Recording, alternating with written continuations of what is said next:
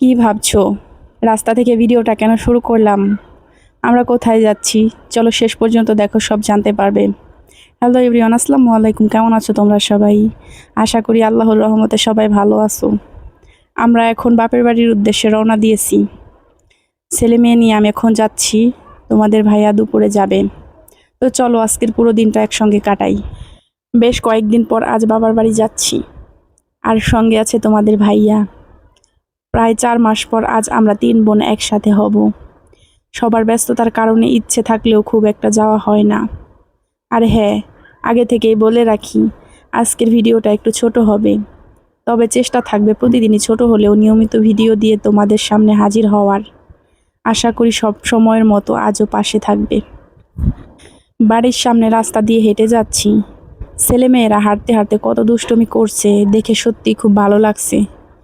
এদিক দিয়ে আসতে আসতে দেখলাম অনেকেই পাট তুলছে। চারপাশে পাটের সেই পরিচিত গন্ধ আর নতুন পানির মিষ্টি সুবাস, সব মিলিয়ে গ্রামের পরিবেশটা যেন আরও মনোমুগ্ধকর হয়ে উঠেছে। এমন সুন্দর দৃশ্য দেখতে আমার ভীষণ ভালো লাগছে। আমার বিশ্বাস জায়গাটা তোমাদেরও অনেক ভালো লাগবে। কমেন্ট করে অবশ্যই জানিও এই গ্রামের পরিবেশ তোমাদের কেমন লাগলো। এই তো বাবার বাড়ি এসে পড়লাম। এসে দেখি আমার বোন আগেই চলে এসেছে। প্রায় 4 মাস পর আমরা 3 বোন একসাথে হলাম। আর দেখো, 2 ভাইয়েরও 4 মাস পর দেখা। একে অপরকে পেয়ে ওদের আনন্দ যেন ধরে না।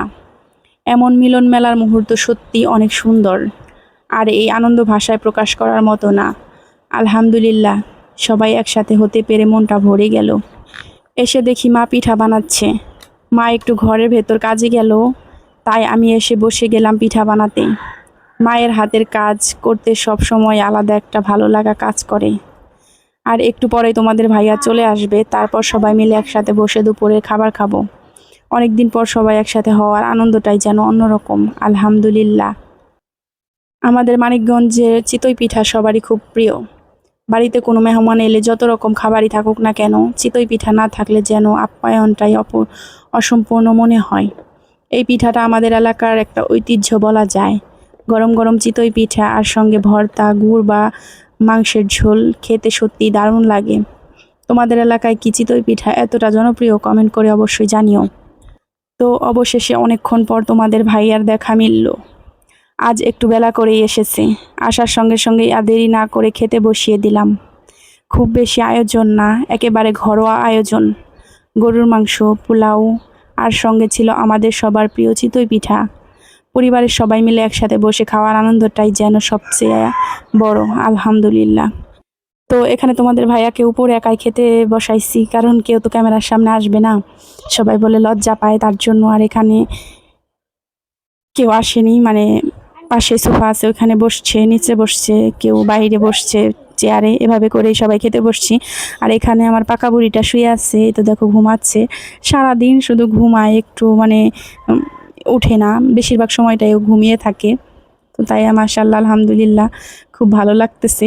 আর এই তো দেখো, আমরা এখন 3 বোনে খেয়ে দিয়ে অনেকক্ষণ রেস্ট করে বসেছিলাম। তোমাদের ভাইয়া একটু গেছে কাজে, আবার বলছে রাতে বিকালবেলা এসে তোমাদের বাড়ি নিয়ে যাব। তো এখানে আমরা 3 বোনে মিলে যাচ্ছি একটু বাজারে। বোন তো আজকে কয়দিন, 18 দিন হয়তো মেয়েটা হয়েছে। তো বোনেরই দরকার একটু গেছি, কারণ ও কিছু কেনাকাটা করবে বাবার জন্য, আবার হচ্ছে নিজের জন্য।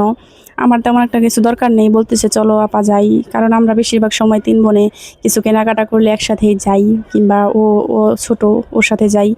আর এই তো এটা হচ্ছে মেজো বোন আমার। আমরা 3 বোনে এক ভাই, ভাইটা আমার ছোট। তো হ্যাঁ, এখন বাজার থেকে চলে আসলাম, আবার এখনই যাব বাড়িতে। তো আজকের ভিডিও পর্যন্তই। সবাই ভালো থাকবে, সুস্থ থাকবে। আল্লাহ হাফেজ, আসসালামু আলাইকুম।